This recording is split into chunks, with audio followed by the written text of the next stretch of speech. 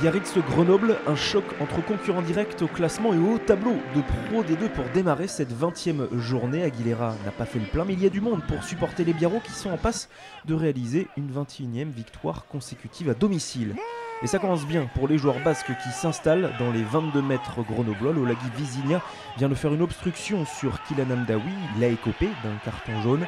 Grenoble est à 14 et regardez ce maul bien travaillé par les avants biarros. Tout le monde s'organise, ça se désaxe et c'est Ronan Chambord qui aplatit le premier essai du match. Un premier essai pragmatique sur maul pour les Biarros après une entame compliquée et vraiment imprécise, mais c'est le BO qui mène 7-0. Après 20 minutes de jeu, Grenoble qui a récupéré son arrière, qui est de nouveau à 15 et qui retrouve de l'allant, de la vitesse dans son jeu. Regardez cette très belle passe pour Vizinha, le décalage est fait en bout de ligne et c'est le premier essai grenoblois accordé à Lucas Dupont. On ne peut qu'apprécier ce genre de geste que l'on voit de plus en plus en Pro D2 en coin. Monsieur Ourquet a demandé à 6 assistants, mais l'essai est valable. 7 partout entre Biarritz et Grenoble, puis 10-7 à la pause après une pénalité de Bernard. Les Biarros qui mènent même 16-7 quasiment à l'heure de jeu grâce à 2 nouvelles pénalités de leur ouvreur. Et Biarritz qui déroule dans cette deuxième période. La cocotte se met encore en place. Mathieu Giudicelli est aux manettes et Maxime Lucu harangue ses avants. On va continuer d'insister dans l'axe. La machine se met en route et même définitivement elle emporte tout sur son passage et file dans l'embut. Monsieur Ourquet lui file sous les perches, accordé l'essai de pénalité. 23-7 pour le BO qui fait un premier vrai break dans ce match. Et on apprécie le travail des avants sur cette action. Deuxième essai sur maul ce soir pour les joueurs biarros.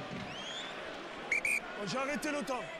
Il y a un carton jaune contre et forcément, on est heureux du côté de Nicolas Brisque, alors que vous entendez Monsieur Ourquet. Carton jaune en même temps pour David Mélé, l'ouvreur qui a écroulé cet édifice. C'est le 3e carton jaune ce soir contre Grenoble.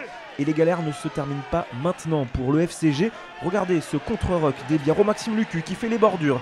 Et il arrive à passer les bras définitivement pour Kylian Hamdaoui. Personne dans le 3e rideau, 3e essai pour le BO. Et on apprécie ce genre d'action, ce genre de contre bien mené par la jeunesse biarrotte. Au passage, Kylian Hamdaoui marque son 9e essai de la saison. C'est le nouveau meilleur marqueur de Pro D2. 30-7 pour Biarritz qui ne relâche pas son étreinte dans cette deuxième période. Pérez Blanc est stoppé par la défense du FCG. Etcheverry continue d'animer sur le côté fermé. Et c'est le coup de pied parfait de Pierre Bernard pour Philippe Manou. Et le 4e essai biarro, celui du bonus offensif. Le coup d'œil et la réalisation technique impeccable de l'ouvreur biarro, très précieux ce soir malgré les conditions compliquées. 37-7 pour Biarritz à 5 minutes de la fin du match. Mais les Biarros vont craquer dans ces derniers instants. Les Grenoblois s'appuient sur la puissance de Fifita après cette touche pour être stoppé à 1 mètre de l'embut basque. On va remettre une couche dans l'axe avec les gros. Ça ne passe pas une première fois, mais le deuxième pick and go est décisif pour Dylan Jaco. Deuxième essai grenoblois ce soir, 37-12 avant la transformation. Un essai tout en puissance transformé par David Mélé, mais c'est bien Biarritz qui s'impose ce jeudi soir 37-14 face à Grenoble.